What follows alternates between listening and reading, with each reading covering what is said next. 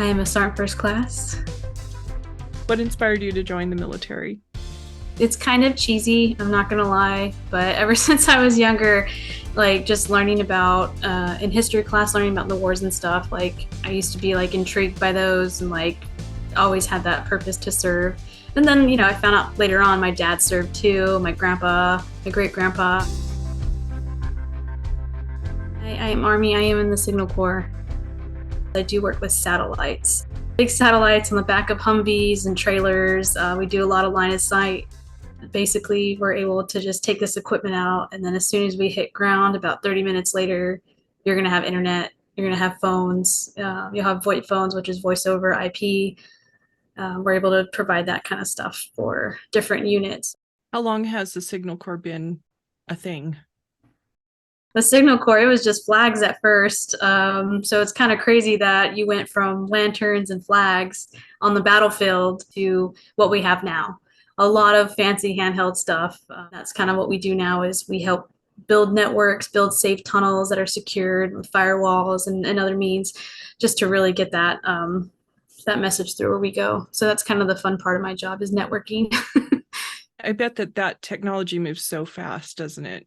It does. The turnaround is pretty crazy. The equipment development is pretty crazy. How fast they're developing something new to get pushed out there. Where did you go first, and then where are you stationed? I deployed to Kuwait, and from Kuwait, Camp Beering in Kuwait, I went on a couple missions, and then one of them was like a 4-month mission off a flight line in the middle of the desert, about an hour away from Dubai, one of the most amazing cities in the world. And we're living in tents with like just sand everywhere.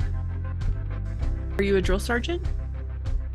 I was a drill sergeant. You can only do it for so many years, so I did it for 3.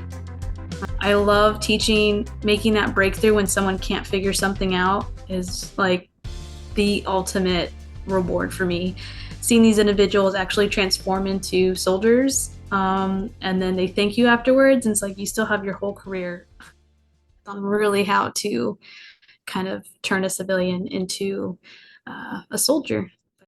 You talk about molding someone into a soldier. Do you think that people ever lose that, or do you think that there's like part of that stays with them for the rest of their lives?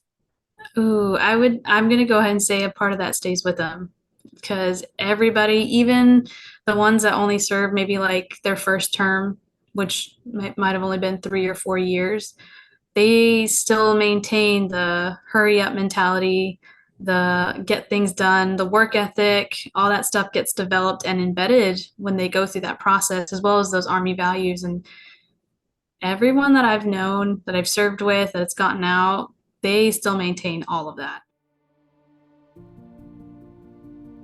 Where I'm currently doing right now is I am a SARC, or a sexual assault response coordinator for the 106 Signal Brigade.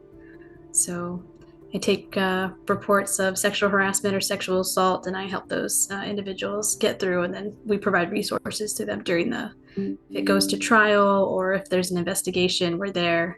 If they want to keep it secret and they just want to get medical help, counseling, we're there, and that's kind of what we provide for them.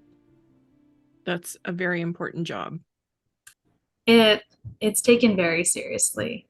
Um, I can't pretend that there might have been cases in the past that were mishandled, or the individuals, the commanders, or whoever were told just didn't know, because it is a lot.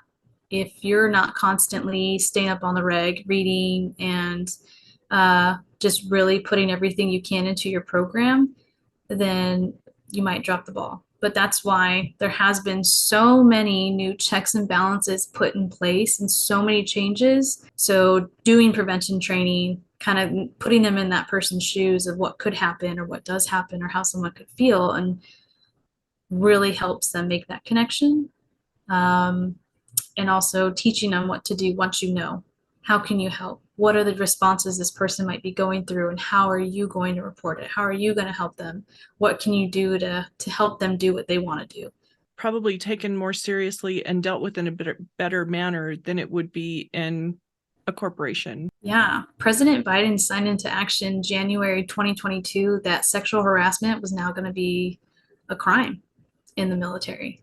So if a soldier is accused of sexual harassment, there's an investigation and it comes back substantiated, the commander can chapter that soldier, which is huge because you won't see that anywhere else. What misconceptions do you think people have about the military? I think a big misconception is you join the military when you don't have anything else going on in your life, which isn't true. There's a lot of very intelligent people that join the military that are either have their doctorate, their master's, or bachelor's. Other people that join use the opportunity the military offers to fund their schooling, and they get out with a master's or doctorate. Like most of the people I work with all have their masters, and they all got it through the military. What else would you like people to know about the military? Oh, it's great. It's a wonderful opportunity. I encourage a lot of people to do it. I think everyone should serve because you get a lot out of just even the first term serving.